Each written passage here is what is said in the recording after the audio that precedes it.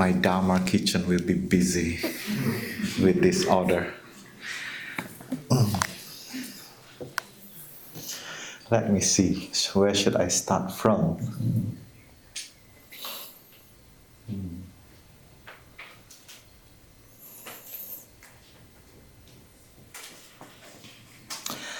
Let's start from number 3, the impact.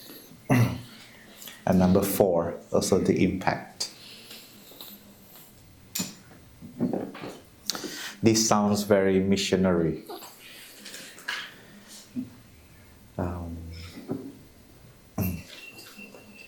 But it is coming from the mind of love, from the aspiration, we call it bodhicitta, the mind that is awakened. Yeah. We want to say it out loud. We want to bring impact. It is because we taste the flavor of freedom. We taste the flavor of happiness. And that is why we are aspire to share with our surrounding, because we also can feel in many places we have people also need to taste that flavor.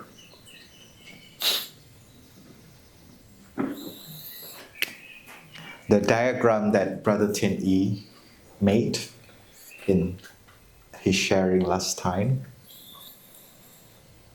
this diagram, the way out is in. This is a very important practice. It can start from a very low tone until very loud. And that loudness is from the silence. I become a monk because of that. By seeing a group of monastics in Indonesia, they are very silent, but they are also very loud. They don't say much, because from 10 of them going to Indonesia, maybe only a few of them giving Dhamma talk. It's the same when you come here, we have a lot of monastics, but you maybe only listen to a few people. Most of them you don't hear their sharing, but their presence is very loud. The way they walk, the way they sit, the way they look at you, the way they smile is very loud. It is because we are trained to be loud. And that noise is a noise of peace, and it's a noise of joy, and it's a noise of happiness. And as soon as your eyes get in touch with that, it will be imprinted in your consciousness.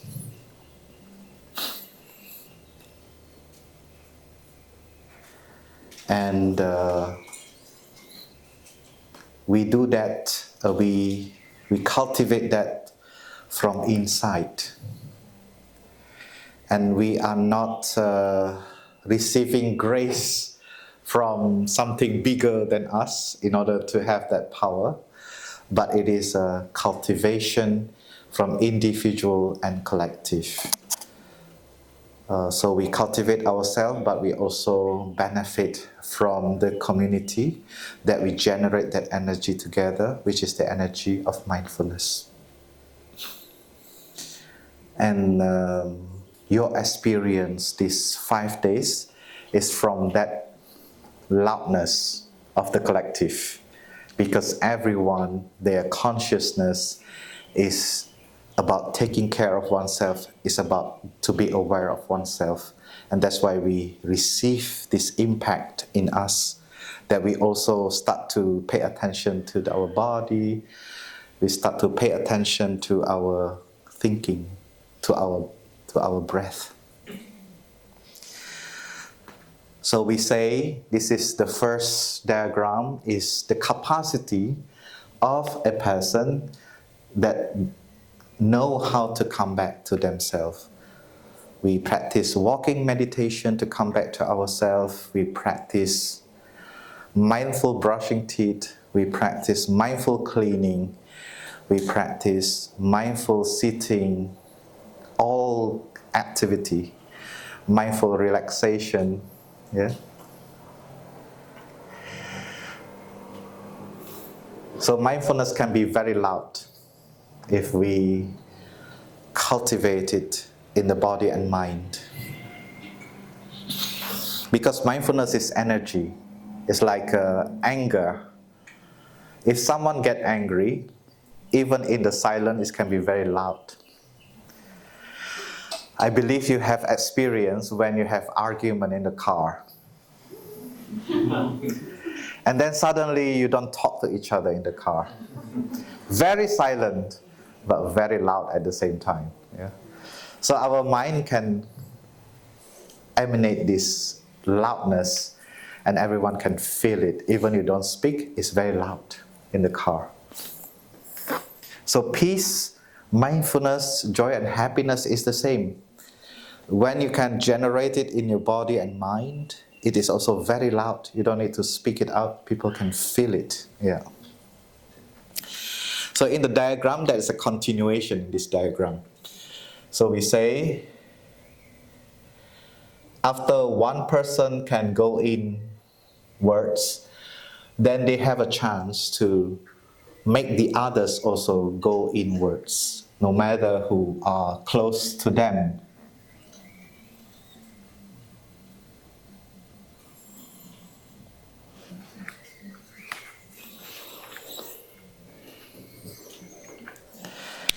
And that is why in our engaged Buddhism, our mission is not to make people Buddhist, but we are doing our best to recruit people who are ready to go back to themselves. We are not even trying to force anyone. We only want people who are ready to come back to themselves, and let's do it together. So we can say we start from a Sangha who come into oneself, and then whoever come, they will be able to come back to themselves.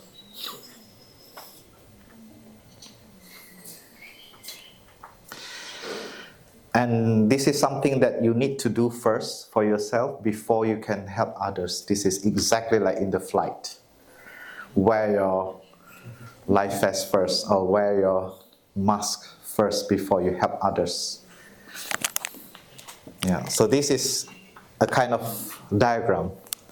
And then we continue from this person can be more. This sounds like a multi-level marketing.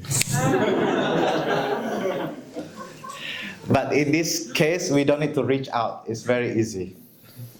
We don't need to go outside and look for who and grab people on the street. We don't do that. Okay?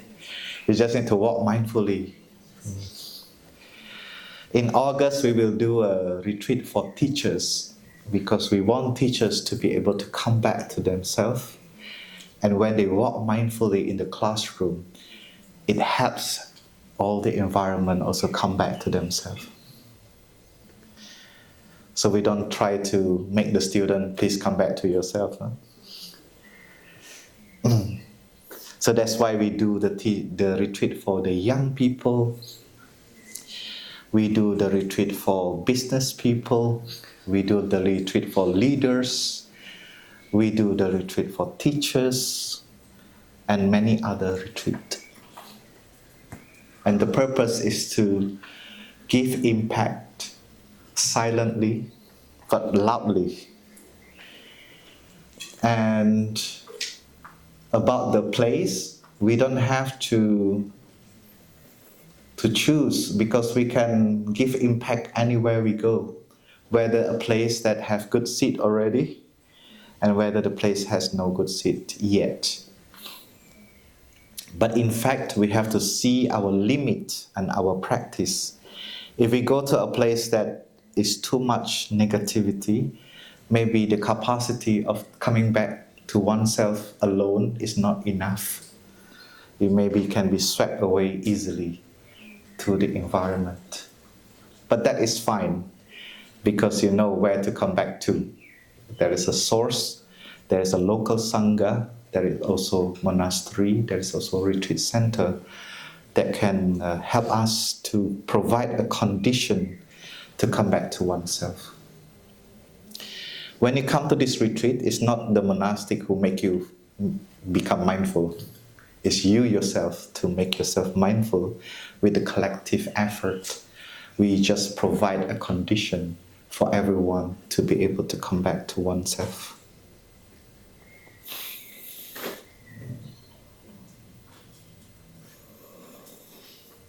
And when we are able to do that, then we have a chance to be our own soulmate.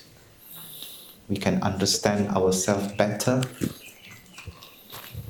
We can listen to the inner voice, and we can understand the inner voice.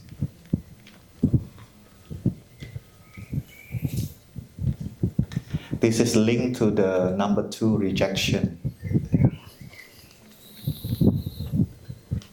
We all, our original desire and our original fear is to not have love. We are afraid of not being loved. We are afraid to live in a hell because we experience what it is living in the heaven before. And since we are born, we miss that place. We miss the heaven that we had. A place where you are accompanied 24 hours per day. Someone is always with you. When you are in the womb. When you are hungry, there is food flowing to your body directly. Without any distance of time. When you feel boring, you just need to make a small kick. Somebody will talk to you directly. Yeah. When you're hot, somehow the body will re-regulate the temperature. When you're cold, that body also will re-regulate. So you're always in the very comfortable temperature inside. So we never feel rejected. We never feel not being loved. So we always have soulmate at that time. We always feel accepted at that time. But when we are born on that day, we are being cut, separated from our soulmate. And we start to feel alone. We start to feel disconnected. And yet our limbs is not functioning. You have 2 hands, but it's not functioning. You have 2 feet, but it's not functioning. And then when you feel hungry, there's no more food that is flowing to your umbilical cord in your stomach. And you crave for that person to reappear. So the original fear and the original desire of love is very alive from that time. And as a human being, as we grow, we also we also experience a lot of disconnection and separation. You suddenly can play with your parents many hours a day. Suddenly that hour get cut because you have to go to school. and that trigger again our desire and our fear of somebody else, someone who loves us. And sometimes if we are not very careful, then we build our relationship based on that original fear and desire. It can be we are empty of connection and we are looking for connection, but somehow we also meet someone who is empty and we try to fill each other with emptiness. And then that relationship becomes so demanding. You demand your partner and your partner demand you, and you don't have enough to offer, and that part also does not have enough to offer. So coming back to oneself, to be able to coming back to oneself and to be your own soulmate is very important. And this practice, the first staircase to step on and to continue the journey of coming back to oneself and to be soulmate, is very simple. We just need to remember to come back to our breathing. Once we have in-breath and out-breath, the first connection that will happen is the body and mind. The body and mind can come together and merge, unseparated, like the baby and the mother. And we will be able to experience again a deep connection.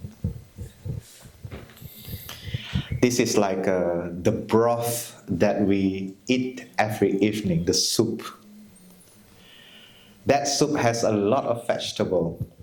You can see the carrot, the squash, the zucchini, they are all in the soup. And that broth has every single vegetable inside, the taste.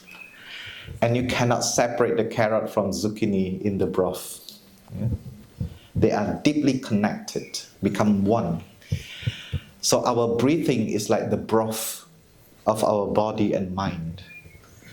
So when we breathe in and out, our body and mind become one and deeply connected, like the mother and the baby. It is unseparated. And that's how the first step we can do to reconnect ourselves, and we don't have to run away. Because sometimes we lack of soulmate and we feel rejected, and we run around to look, where are the people who can accept me? And the more we run around, the more we cannot find, the more rejection we will feel. I feel this in every time in Plum Village, many times, every time there is a picnic lunch. Every time there is picnic lunch, the seed of disconnection will start. And I take my food, I don't know where to go. This group, I don't feel really I want to go there. This group, I don't want to go there. Sit alone, very sad. Yeah. And when I have this moment, I have to tell myself, don't be silly, don't run around. Yeah? Stop where you are, reconnect with yourself first, and when I reconnect, I can go to anywhere. Yeah? And when I reconnect with myself, I just say like, I just want to eat. Why I'm so like this, like looking around. So I just choose a spot, sit down and eat, and suddenly people just coming, and we become a group. Yeah. So sometimes we have that original fear and original desire can come at any time, and it's calling us, and we just need to connect. That feeling just need a connection, and that connection we can start from our in-breath and out-breath. And if we cannot do that, you can drink a cup of tea or water, to just sit there and just drink a water. In that case, I just sit there and just eat my food. I don't need to think about, should I connect to that group? Should I connect to that group? It's even worse if you are crashing on someone. You call crashing? Yeah. You crush, yeah. And you take your food and you look for your crush. Where are these people? And then you found that that person sit with another person. Yeah. It creates a lot of suffering. Unnecessary suffering, actually.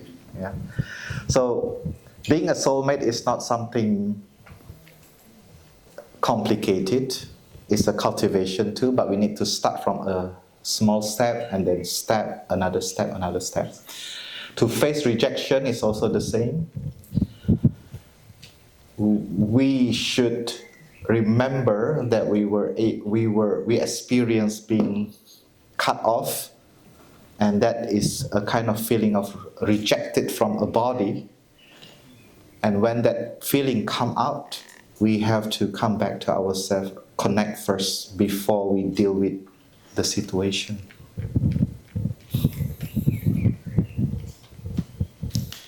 Of course, feeling not part of something or getting rejected or feeling not good enough is not a nice feeling. But we can embrace that feeling and to go deep to understand. Sometimes we have this complex called inferiority complex, because we have a tendency that we feel we are not good enough. We feel we are not good enough because we compare ourselves with someone who is better than us. But actually it's not really better than us. It's because that person has a different quality and we have a different quality, but somehow we compare that part. Like myself, I feel like I know so many things and I feel like I can do so many things, but there are some things that I cannot do. At the beginning, I feel very inferior about it, because I feel like, just planting vegetables should be very easy. Why I cannot do it? Just a pot of flower is always dead in my hand. I feel very frustrated. And I look at my neighbor bedroom. They have a beautiful flowers in their room. But why I cannot? Until one day I just tell myself, like, maybe you just handicapped on planting. It's okay. Just let